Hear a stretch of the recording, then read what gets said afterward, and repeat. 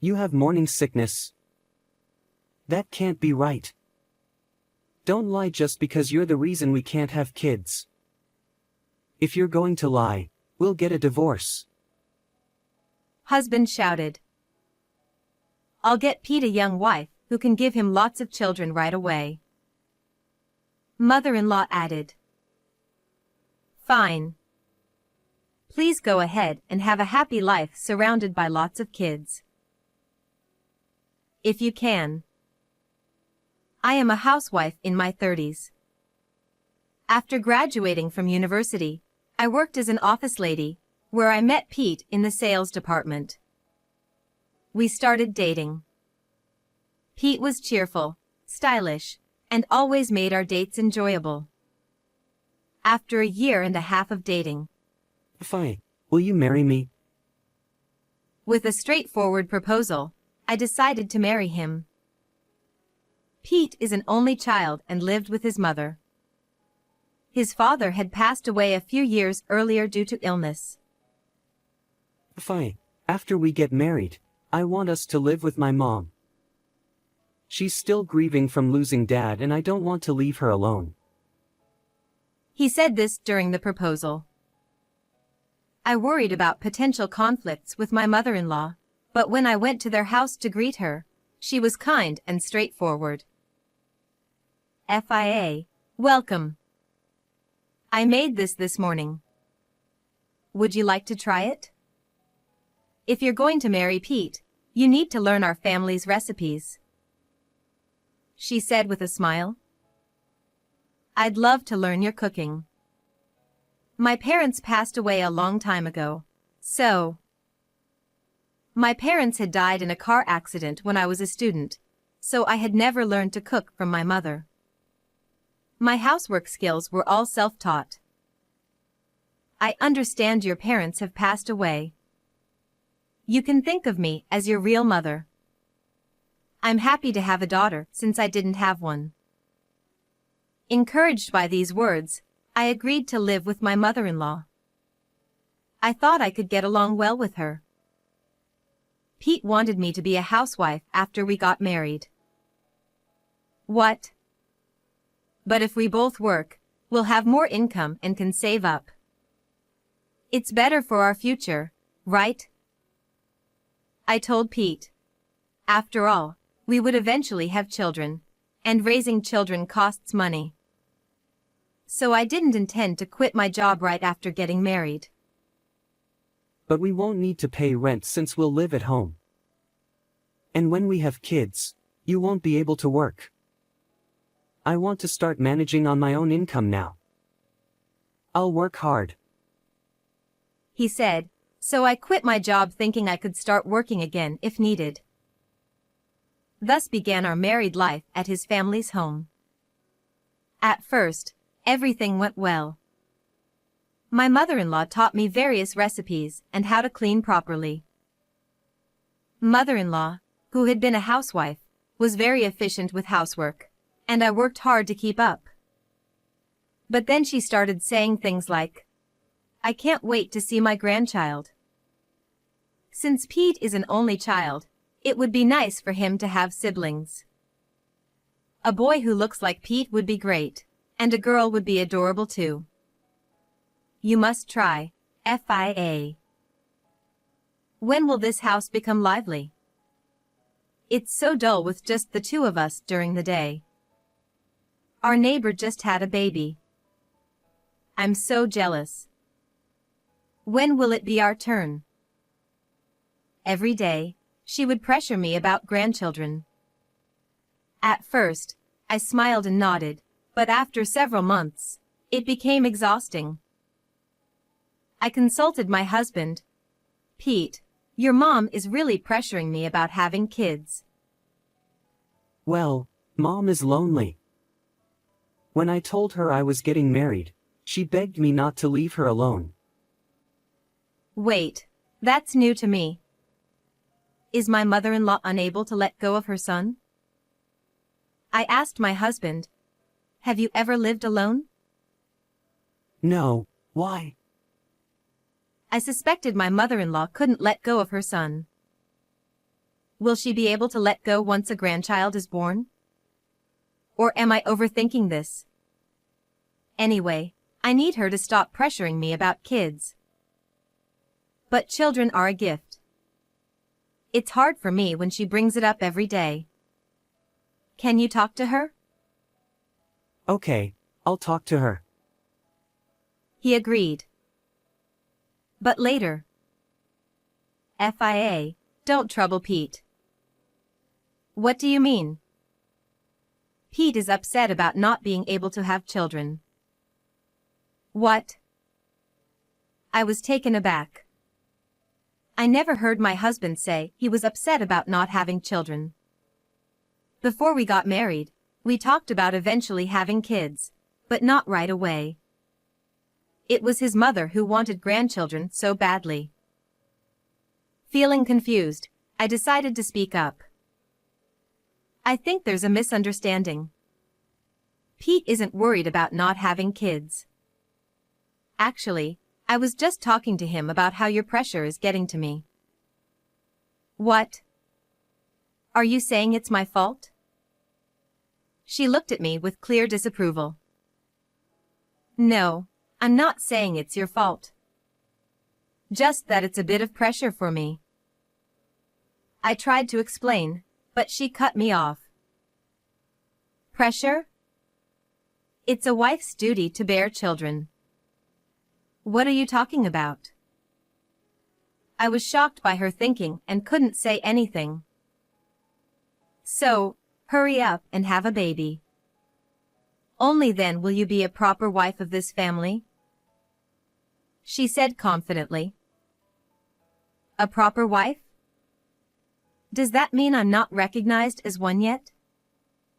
Maybe my husband couldn't tell her to stop because he shares her views. Does he? Feeling uneasy, I told my husband what happened. Pete, I asked you to talk to your mom about stopping the grandchild pressure, but you didn't. Now she thinks you're upset about not having kids and I got scolded. I said. Well, Mom's thinking may be old-fashioned, but it's not wrong. Couples without children are on the rise, but that's not right. A wife should have kids. That's why I wanted you to be a housewife. But it doesn't happen immediately after marriage, right? I know that. I'm hoping we'll have our first child next year. What? That's news to me. Sure, I thought we'd eventually have kids, but not this soon. From this point, I started feeling distrustful towards my husband and his family. But if a child were born, maybe everything would settle down, and we could become a happy family. If a long-awaited grandchild were born, she would surely dote on them. I thought so, but even after 3 years of marriage, we didn't have a child. Gradually, her attitude towards me became harsher. Hey, FIA, haven't you cleaned the living room properly? Don't slack off. Today's food is bland. You need to follow my instructions exactly. When will you ever learn our family's taste? Her attitude changed 180 degrees from when we first got married. She also became more persistent about the child issue. The lady across the street, who married after Pete, already has a 2-year-old child. When will our grandchild be born? I want to hold a baby who looks like Pete as soon as possible. Eventually, she said even worse things. Hey, FIA, why don't you go to the hospital? Maybe the reason you can't get pregnant is because there's something wrong with your body? We should have checked that before the marriage.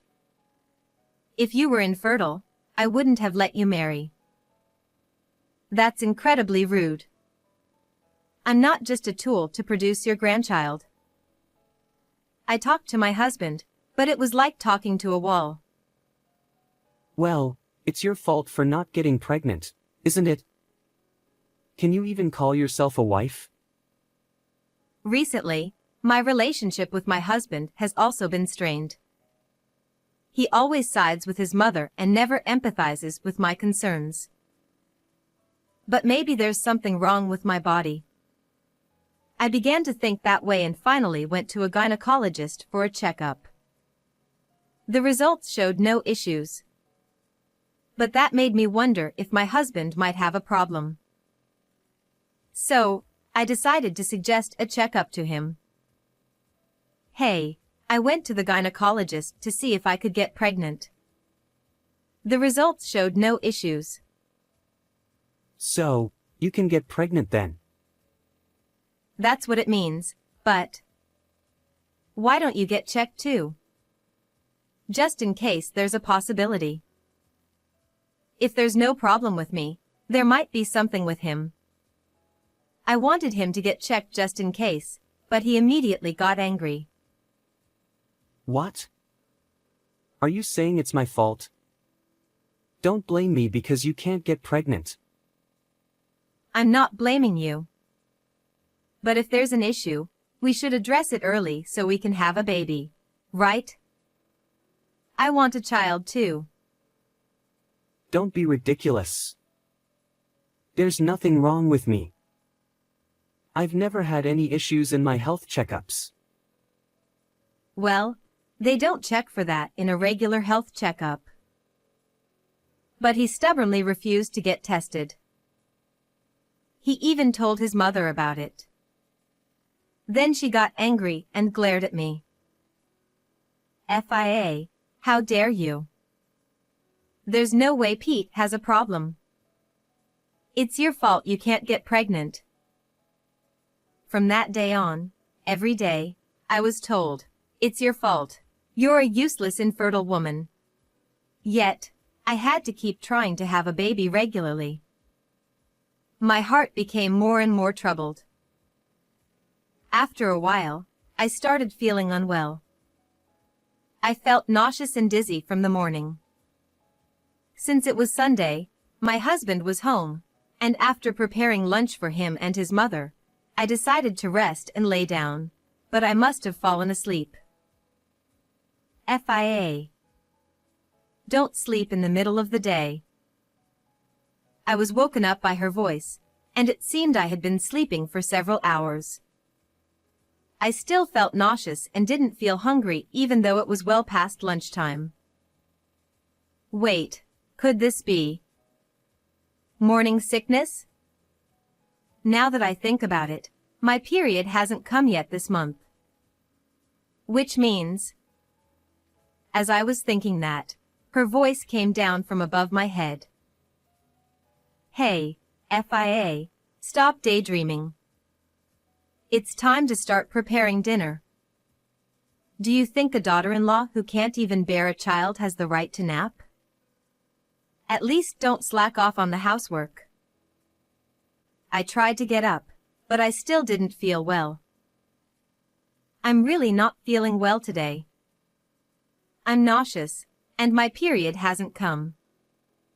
It might be morning sickness. I dared to say it.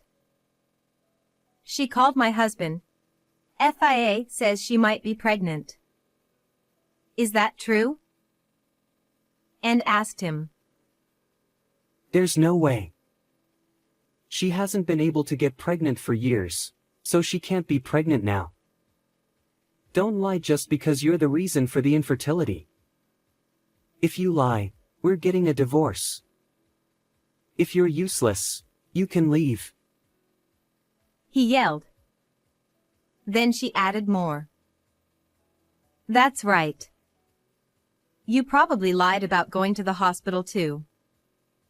Trying to blame Pete. What kind of woman are you? In that moment, I had an epiphany. My husband didn't believe me when I said I was unwell. He even called me a liar. She also called me a useless woman who can't have children. This isn't a family.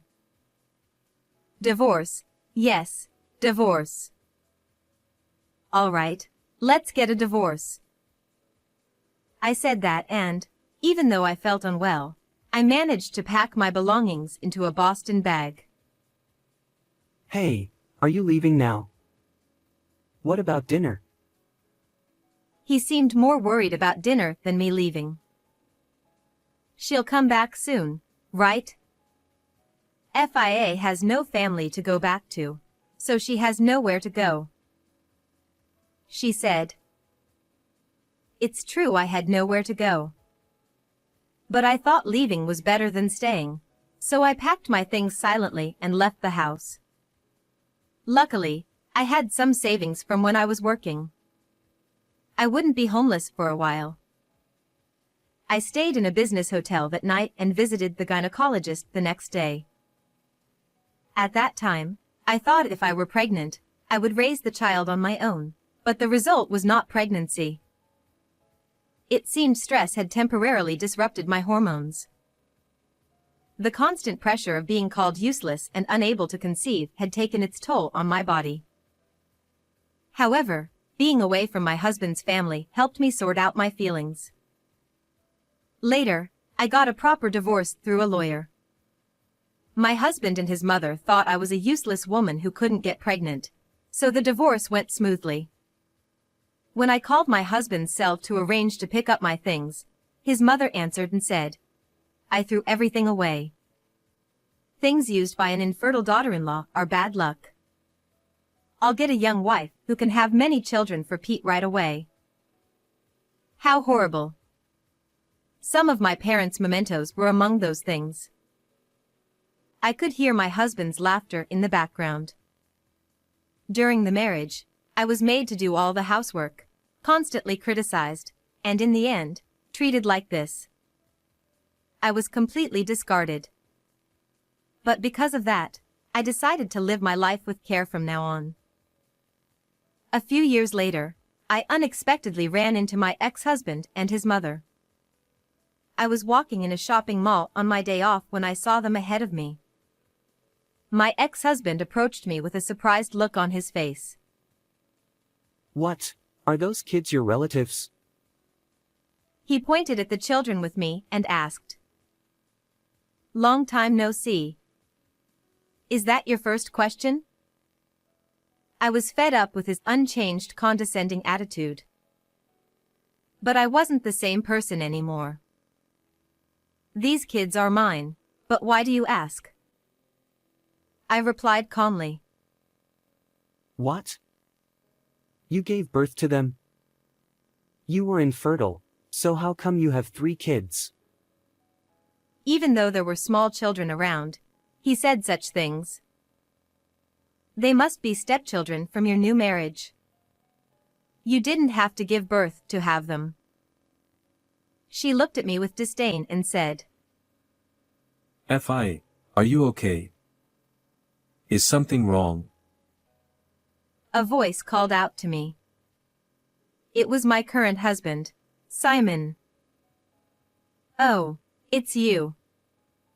I just ran into my ex-husband and ex-mother-in-law here. Could you watch the kids for a bit while I talk to them? I asked my current husband. Sure, but are you okay? Should I stay with you? He asked with concern. I appreciated his thoughtfulness. Thanks, I'll be fine. I handed the kids over to my current husband and went into a cafe with my ex-husband and his mother. Are you interested in hearing about the children? Yes. Because it's strange. When we were married, you never got pregnant. Pete continued angrily. Did you deliberately avoid getting pregnant because you didn't want to have my children? Of course not. You know I was constantly being told by your mother about having children. Back then, I desperately wanted to get pregnant. I said, looking at my former mother-in-law. How dare you speak like that? She glared at me. Then why do you have 3 children now? It doesn't make sense. They must be your second husband's kids, right? That would make sense. My ex-husband was trying to convince himself that his theory was correct. My former mother-in-law agreed. That must be it. No, they're all my biological children. I calmly stated the truth. You're lying. How old are they? He demanded. Even though it was the first time he met the children, he referred to them dismissively, which I found distasteful. Remaining composed, I replied, 5, 3, and 1. I got pregnant soon after remarrying. We divorced 7 years ago. After that, I had to find a job, but I had no qualifications apart from being a regular office worker before marriage. However, there was one skill I could market: housekeeping. I had acquired cleaning skills and cooking knowledge from living alone and from my former mother-in-law's training. I leveraged these skills to get a job at a housekeeping agency. As I was single at the time, I could work not only during the day but also on night shifts, which were less popular among employees with families. This allowed me to quickly get the hang of the job. Gradually, I built a clientele who specifically requested my services due to my cooking. A year later, someone took notice of my diligent work: Simon, the CEO of the housekeeping agency. Having lost his mother at a young age and taking over household duties himself, he founded the company. He admired my dedication, and we eventually started dating. After getting married, we were blessed with 3 lovely children. I thought you were infertile. I quickly responded, "And you? You must have found a wonderful wife and had children by now. Enjoying life, right?" Well, actually. He trailed off, hesitating. Mom said a woman with big hips would bear children, so I married the woman with the biggest hips at a matchmaking party. But she hasn't had any children, and she's lazy and eats all the time. I threw her out. Really? Why are there so many infertile women in the world? These two hadn't changed a bit. Remember, I told you I was fine when I got tested? And I suggested you get tested too. Did you? Of course not. There's nothing wrong with me. He declared confidently. Don't try to blame Pete. There's nothing wrong with my son. Their delusion of infallibility was evident. But I knew I wasn't at fault and wasn't useless. I had to make them understand that. Assuming you haven't been tested, right? It's too late for us, but for your future, you should get checked. Didn't you say something about morning sickness before the divorce? That means the eldest is mine. He started spouting nonsense. Clearly, he couldn't accept the idea that he might be the problem. That's impossible. Remember the children's ages I told you? They were all born after our divorce. I thought it was morning sickness, but it was stress affecting my hormones. So, I didn't have your child. If there was a problem, it was with you, so get tested. There's no way. As he continued to shout, I turned to my former mother-in-law. Your son should get tested. There could be an underlying health issue. Don't you want to hold a grandchild someday? Ensure he's healthy and find him a good match. Humph. But if he's sick, it's a problem. Pete, let's get you tested. If there's no issue, we can refute her claims. They left with those words. Later, Pete called. Hey. I got tested like you said, and they told me I'm not fertile. He sounded upset. See? I told you it wasn't my problem. What should I do? For some reason, he sought advice from his ex-wife. Why are you asking me? We're divorced. We have no connection. But my mom is mad at me every day for not giving her a grandchild. She never used to yell at me. He sounded like he was about to cry. I had faced that pressure and told him, but he ignored me. Now, he was experiencing it himself. I calmly replied, "That's not my concern. See a doctor and deal with it. Don't call me again." I hung up. Through the grapevine, I heard Pete became a shut-in and stopped going to work. Likely, the cause was his mother. She must have continuously blamed him for the lack of grandchildren, and realizing he was infertile, he fell into depression. His mother, thinking her son was flawless, directed her frustration at him. Meanwhile, Pete, always following his mother's orders, had never faced her wrath until now. The shock of being blamed for the first time at his age must have shattered his mental state. Pitiful. I was glad to have left that family. If I had stayed, I would have been worn out, both physically and mentally. Now, Pete was the one suffering, paying for betraying me and siding with his mother. As for me, I enjoy a happy life surrounded by my lovely children. Parenting is tough and tiring, and there are many challenges. I often lack sleep and feel irritated. But my supportive husband is always there for me, and my children's smiles heal me. We'll continue to raise our adorable children together. How did you like this story? Don't forget to subscribe to our channel. See you in the next video.